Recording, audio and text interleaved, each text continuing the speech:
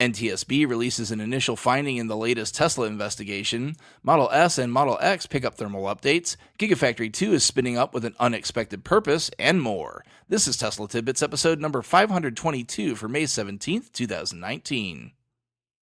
This show is sponsored by my supporter Richard.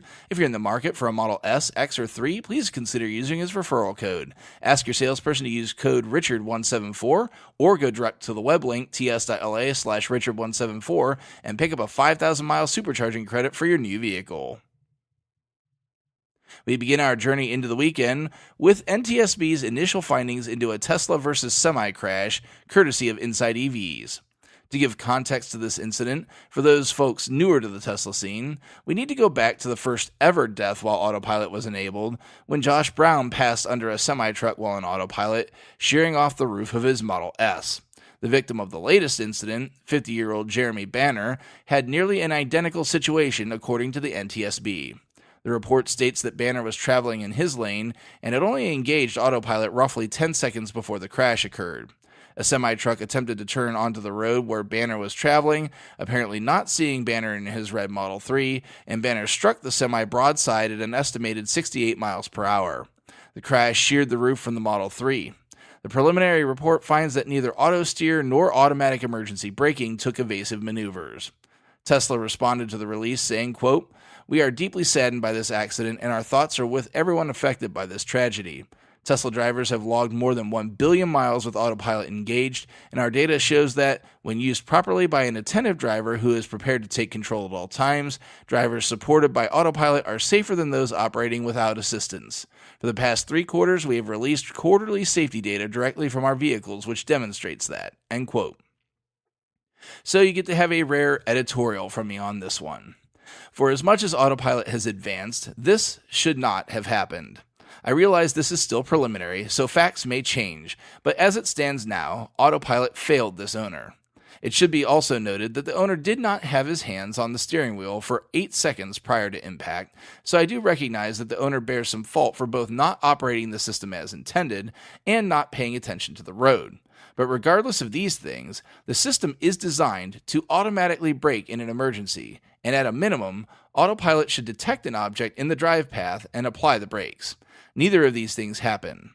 While I appreciate that autopilot has grown immensely in the time since Josh Brown died, after seeing the presentation on Autonomy Day, this should be exactly the type of incident that was drilled into the neural net from day one.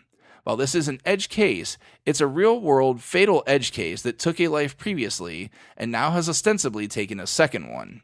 I still believe that overall, people are far safer using autopilot than not, especially when paying attention to the road as intended. But lack of attention does not give Tesla a pass when the system doesn't perform as it should have. On the flip side to the previous story, as Tesla usually does, we have a story of proactive measures to prevent injury, courtesy of Teslarati. In a story that I didn't cover previously because I now refuse to cover Tesla fires unless there is merit, because fires on a vehicle are things that happen, we now have some merit for this one. Recently in Hong Kong, a Model S appeared to spontaneously catch fire while simply sitting parked in a garage. But as a result of Tesla's investigation into the incident, again showing Tesla's ongoing commitment to safety that it is personally investigating a single fire incident on the other side of the world, Tesla found something that is causing it to issue a software update to modify the behavior of the thermal management system of Model S and Model X. Quote, "As we continue our investigation of the root cause, out of an abundance of caution, we are revising charge and thermal management settings on Model S and Model X vehicles via an over-the-air update that will begin rolling out today to help further protect the battery and improve battery longevity." End quote. The article points out that this will make it to the entire fleet, so even if you own a 2012 Model S, expect to see a software update coming your way soon. Teslarati gets the credit for the next story as well, as Tesla revealed an interesting tidbit in its required annual report to the Empire State Development Corp. As part of its commitment to New York for receiving significant subsidies to revamp Gigafactory 2 after acquiring it, Tesla has an ongoing obligation in providing a set number of jobs at the factory at certain intervals. The first deadline was on April 30th this year and required Tesla to employ 500 workers at the factory. As of now, the factory employs over 700. Next year, however, Tesla is going to be required to have just over double that number at 1,460. Also included in the report, and here's the interesting bit for us, is that a new manufacturing line went into the factory to produce components for version 3 supercharger stations. Again, another brilliant use of space and talent. Provides jobs for folks, honors agreements, and benefits the company all at once. A true win-win-win. Back to some disappointing news on this roller coaster show, courtesy of Electrac. All Model 3s have recently seen a price increase of $400. This includes the base $35,000 Model 3, which is now priced at $35,400. This applies to all vehicles ordered or produced on or after May 13th. The other change comes with the off-menu rear-wheel drive long-range version of Model 3, which now has autopilot included where it wasn't previously. As a result, its price increased $1,400 rather than just $400. For their part, Tesla replied with their now boilerplate response to this, quote, "Like other car companies, we periodically adjust pricing and available options," end quote. Looks like price changes can now be expected to be a fairly regular thing. And lastly, thanks to the Tesla show doing some sleuthing in the source code of the Tesla accounts page, it looks like Tesla insurance may be closer to reality than some may have thought. Buried in the code but not yet active are multiple references to Tesla insurance. Now, Caleb is somewhat unique in that he's ordered but not yet an owner.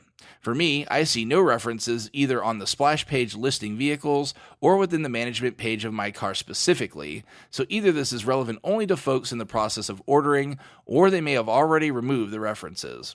Regardless, I'm very much looking forward to seeing what Tesla can offer on the insurance front, and hopefully we'll see it sooner than later. That is it for today's show. Thanks very much to the super patrons supporting the show at the $10 plus level over at patreon.com/Tesla Tidbits. They are Drew Schuyler, John Waller, Ryan Scarborough, Lee Sweet, William Henry Crew III, Dorian Steve Guberman, Bruno Kundichi, Joey Boots, Ralph and Cheryl Waterhouse, Adam Raymer Brown, Megawatt Photovoltaic Development, Todd Sullivan, Robert Healy, Mitch Long, Zortech LED Canada, Morven Ogg, Blake Thompson, Raymond and Deborah Malkowitz, T Sportline, Michael Pastroni, Travis and Cheyenne Rush, Cookie UK, Chris Hovis, Craig Murphy, Vicky Kirk, Ricky Johnston, Bien Concepcion, Nathan Garza, Paul Goena, and Ed Patterman. If you have feedback for me, the best way to be heard is to tweet at Tesla Tidbits and use the hashtag AskTeslaTidbits if you'd like your question to be considered for the show. Have a happy weekend, everyone. I'll see everyone back here again on Monday. Until then, keep it charged and hit the road.